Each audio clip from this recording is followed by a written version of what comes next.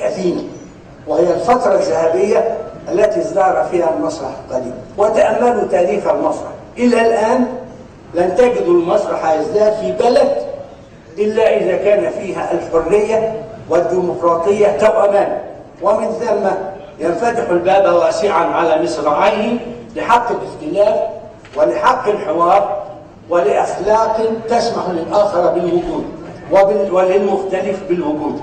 هذا هو ما يعلمنا إياه تاريخ المسرح في العالم وتاريخ هذا المسرح العالمي. وما أكثر المسرحيات التي قدمت على هذا المسرح لكي تعيد النظر في المسلمات الجامدة. خذوا مثلا المسرحيات التي منعت في وقتها، مسرحيتي عبد الرحمن السرقاوي العظيم، الحسين ثائرا والحسين شهيدا.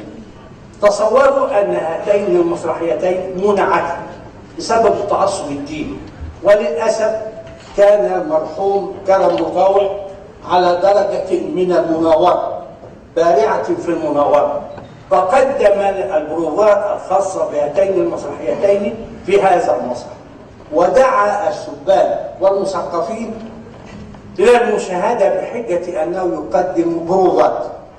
وقبل أن ينطق الحسين كان يقول ويقول الحسين حتى لا يتهم بما كان يتهموه به مشايخ الأزهر المتعصبين من أنه يجسد الصحابة.